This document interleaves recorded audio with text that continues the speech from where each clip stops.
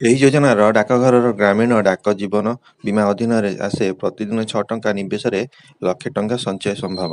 ଆଜିକାଲି ଏହି ମୁଦ୍ରାସ୍ଫୀତିର ଯୁଗରେ ବାପା ମା'ମାନେ ସେମାନଙ୍କର ପିଲାମାନଙ୍କର ଜନ୍ମରୁ ହିଁ ସେମାନଙ୍କର ଭବିଷ୍ୟତ ବିଷୟରେ ଚିନ୍ତା କରିବା ଆରମ୍ଭ କରିଦିଅନ୍ତି। ଅନେକ ବାପା ମା ସେମାନେ ପିଲାମାନଙ୍କ ପାଇଁ ଏକ ଉନ୍ନତ ଭବିଷ୍ୟତ ସୁନିଶ୍ଚିତ କରିବାର ପାଇଁ ସେମାନଙ୍କ ଜନ୍ମରୁ ହିଁ ନିବେଶ କରିବା ଆରମ୍ଭ କରିଦିଅନ୍ତି। ଏପରି ପରିସ୍ଥିତିରେ ଯଦି ଆପଣ ମଧ୍ୟ ଆପଣଙ୍କ ପିଲାମାନଙ୍କ ପାଇଁ ନିବେଶ ଯୋଜନା ବିଷୟରେ ଭାବୁଛନ୍ତି, ତେବେ ପୋଷ୍ଟ ଅଫିସର ବାଲ ଜୀବନ ବୀମା ଯୋଜନା ଏକ ଭଲ ବିକଳ୍ପ ପ୍ରମାଣିତ ହୋଇପାରେ।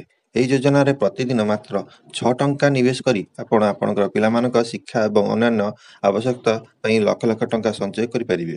ଡାକଘରର ବାଲ ଜୀବନ ବୀମା ଯୋଜନା ଗ୍ରାମୀଣ ଡାକ ଜୀବନ ବୀମା ଅଧୀନରେ ଆସେ। ଏହି ପିଲାମାନଙ୍କ ପାଇଁ ଏକ ସ୍ୱତନ୍ତ୍ର ବୀମା ଯୋଜନା। ପିଲାମାନେ ପିତାମାତା ଏହି ଯୋଜନା କିଣିପାରିବେ, କିନ୍ତୁ ଏହି ଯୋଜନା କିଣିବା ପାଇଁ ପିଲାମାନଙ୍କ ପିତାମାତାଙ୍କ ବୟସ 45 ବର୍ଷରୁ ଅଧିକ ହେବା ଉଚିତ ନୁହେଁ। ଏହାର ଅର୍ଥ ହେଉଛି ଯଦି ଆପଣଙ୍କର ବୟସ 45 ବର୍ଷରୁ ଅଧିକ, ତେବେ ଆପଣ ଏହି ଯୋଜନାର ଲାଭ ଉଠାଇ ପାରିବେ ନାହିଁ।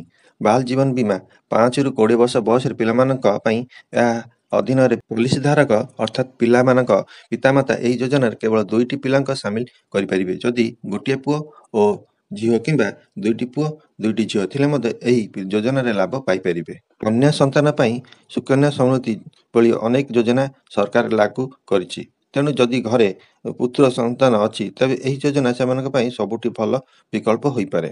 ବାଲ ଜୀବନ ବୀମା ଯୋଜନା ଅଧୀନରେ ଆପଣ ଆପଣଙ୍କ ପିଲାମାନଙ୍କ ପାଇଁ ପ୍ରତିଦିନ 6 ଟଙ୍କାରୁ 18 ଟଙ୍କା ପର୍ଯ୍ୟନ୍ତ ପ୍ରିମିୟମ ଜମା କରିପାରିବେ। ଯଦି ଜଣେ ପଲିସିଧାରକ ଏହି ପଲିସିକୁ 5 ବର୍ଷ ପାଇଁ କିଣନ୍ତି, ତେବେ ତାକୁ ପ୍ରତିଦିନ 6 ଟଙ୍କା ପ୍ରିମିୟମ ଦେବାକୁ ପଡ଼ିବ। କିନ୍ତୁ ଯଦି ଏହି ପଲିସି 20 ବର୍ଷ ପାଇଁ ନିଅନ୍ତି, ତେବେ ଦୈନିକ 18 ଟଙ୍କା ପ୍ରିମିୟମ ଦେବାକୁ ପଡ଼ିବ। ଏହି ଯୋଜନାରେ ଆପଣଙ୍କୁ ମାସିକ, 3 ମାସିକ, 6 ମାସିକ ଏବଂ ବର୍ଷକ ପ୍ରିମିୟମ ଜମା କରିବାକୁ ପଡ଼ିବ। ଏହି ପଲିସିର ମ୍ୟାଚ୍ୟୁରିଟି ଅବଧି ପରେ ଆପଣଙ୍କୁ 1 ଲକ୍ଷ ଟଙ୍କା ବୀମା ରାଶି ଦିଆଯିବ। ଏହି ଯୋଜନାର ଅନୁଯାୟୀ ଯଦି ପଲିସିଧାରକ ଅର୍ଥାତ୍ ବାପା ମାଙ୍କ ମ୍ୟାଚ୍ୟୁରିଟି ପୂର୍ବରୁ ମୃତ୍ୟୁ ହୁଏ, ତେବେ ପ୍ରିମିୟମ ଛାଡ଼ କରାଯାଏ। ଏପରି ପରିସ୍ଥିତିରେ ପିଲାଙ୍କୁ ପଲିସି ପ୍ରିମିୟମ ଦେବାକୁ ପଡ଼ିବ ନାହିଁ। 5 ବର୍ଷ ପାଇଁ ନିୟମିତ ପ୍ରିମିୟମ ଦେବା ପରେ ଏହି ପଲିସିର ଏକ ପେଡ୍ ଅପ୍ ପଲିସି ହୋଇଯାଇଥାଏ।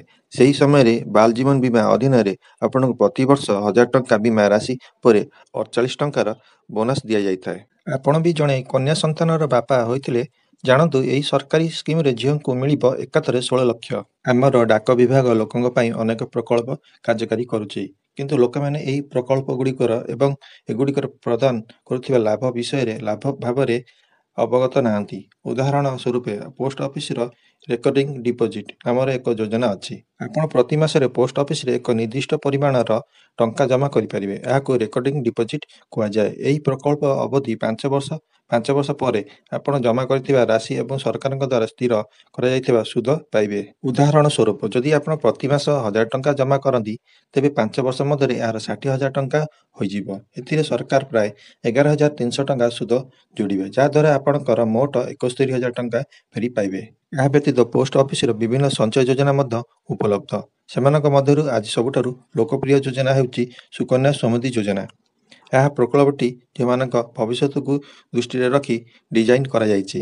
ଗୋଟିଏ ପରିବାରର 2ଟି ଝିଅ ଏହି ଯୋଜନାର ଲାଭ ପାଇପାରିବେ। 10 ବର୍ଷରୁ କମ୍ ବୟସର ଝିଅମାନଙ୍କ ପିତାମାତା ଏହି ଯୋଜନାରେ ନିବେଶ କରିପାରିବେ।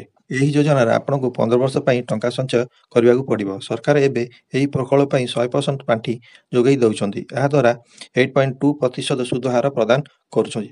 ଆପଣ ଏହି ଯୋଜନା ପ୍ରତିବର୍ଷ ସର୍ବନିମ୍ନ 250 ଟଙ୍କାରୁ ସର୍ବାଧିକ 1,50,000 ଟଙ୍କା ପର୍ଯ୍ୟନ୍ତ ଜମା କରିପାରିବେ। 15 ବର୍ଷ ପରେ ଯେତେବେଳେ ଏହି ଯୋଜନା ଅବଧି ଶେଷ ହେବ, ସେତେବେଳେ ଆପଣଙ୍କ ସଞ୍ଚୟ କରିଥିବା ଟଙ୍କା ଉପରେ ସୁଧ ସହିତ ମୋଟ ରାଶି ଆପଣଙ୍କୁ ଫେରସ୍ତ କରାଯିବ। ତିରୁପତି ମୁଖ୍ୟ ଡାକଘରର ଅଧିକାରୀ ଅନୁଯାୟୀ ଏହା କନ୍ୟା ସନ୍ତାନଙ୍କ ପିତାମାତାଙ୍କ ପାଇଁ ଏକ ବହୁତ ଉପଯୋଗୀ ଯୋଜନା। ଏହି ପ୍ରକଳ୍ପ ନିବେଶ କରି ଆପଣ ଝିଅମାନଙ୍କ ଭବିଷ୍ୟତକୁ ଉଜ୍ଜ୍ୱଳ କରିପାରିବେ। ଉଦାହରଣ ସ୍ୱରୂପ, ଯଦି ଆପଣ ପ୍ରତି ମାସ 3,000 ଟଙ୍କା ସଞ୍ଚୟ କରନ୍ତି, ତେବେ 15 ବର୍ଷରେ ଆପଣଙ୍କୁ 16 ଲକ୍ଷ ଟଙ୍କାରୁ ଅଧିକ ହେବ। ଏ ଭିଡ଼ିଓଟି ଯଦି ଆପଣଙ୍କୁ ଭଲ ଲାଗିଥାଏ, ଗୋଟେ ଲାଇକ୍ କମେଣ୍ଟ ନିଶ୍ଚିତ କରନ୍ତୁ ନୂଆ ନୂଆ ଭିଡ଼ିଓ ଦେଖିବା ପାଇଁ।